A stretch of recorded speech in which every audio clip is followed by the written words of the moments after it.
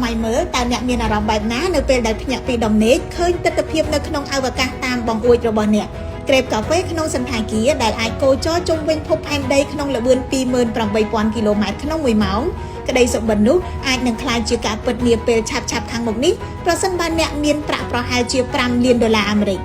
ក្រុមហ៊ុន About Space Development Corporation ដែលមានមូលដ្ឋាននៅរដ្ឋ California របស់សហរដ្ឋអាមេរិកក្រុងបើកសន្តាគារអវកាសដំបូងគេបង្អស់របស់ពិភពលោកដែលមានឈ្មោះថាសន្តាគារ Voyager នៅក្នុងឆ្នាំ 2027 ក្រោយពេលក្រុមហ៊ុននេះចាយពេលសាងសង់ពេញមួយឆ្នាំនៅក្នុងឆ្នាំ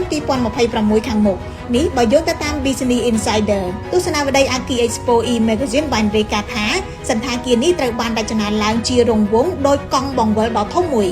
សាកលវិទ្យាល័យឯកទេសនៃកម្ពុជា CUS បច្ចុប្បន្នមានទីតាំងនិងសាខាចំនួន7ទូទាំងប្រទេសគុណភាពអប់រំស្តង់ដារតម្លៃសមរម្យអាចបង់បាន3ដំណាក់កាលក្នុងមួយឆ្នាំក្នុងឱកាសបរិវេណការឆ្នាំសិក្សាថ្មីនេះនិស្សិតដែលមាននិទ្ទេស A និង B នឹងទទួលបានអាហារូបករណ៍ 100% រួមទាំងអាហារូបករណ៍ 30 ដល់ 70% សម្រាប់និស្សិតនិទ្ទេស CDE ផងដែរប្រញាប់ឡើងចំនួនមានកំណត់ទទួលចុះឈ្មោះនិងចាប់ផ្ដើមចូលរៀនលើកទី1ខែតុលាឆ្នាំ 2025 នេះតទៅ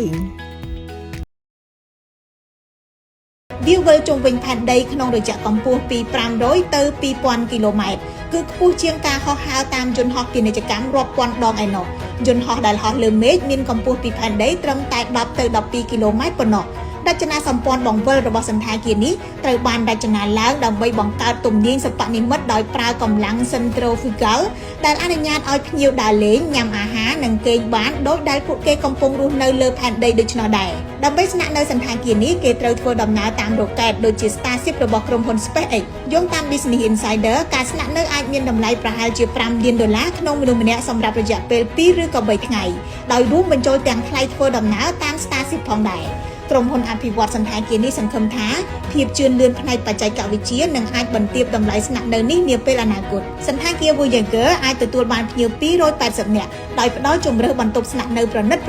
មានភោជនីយដ្ឋានដែលផ្ដល់អាហារឆ្ងាញ់វេចខ្ចប់ពីផែនដីមានរោងកុនកន្លែងហាត់ប្រាណសេវាកម្មស្ប៉ានិងការកម្សាន្តមួយចំនួនទៀតដែលប្រែប្រួលទៅតាមទំនាញសិប្បនិម្មិតនេះបើយោងទៅតាមគេហទំព័រ Luggate គេហទំព័រ Discovery បានឲ្យដឹងថាការចំណាយលើការសាងសង់ត្រូវគេប៉ាន់ស្មានថាអាចឈាននឹងដល់$60,000 លានអាមេរិកដោយសារតែភាពស្មុគស្មាញនៃការសាងសង់ដែលត្រូវការបច្ចេកវិទ្យានិងបច្ចេកទេសពិសេសដើម្បីបង្កើតទំនាញសិប្បនិម្មិតការប្រមូលទុកអុកស៊ីសែននិងការបន្សុទ្ធឡើងវិញជាដើម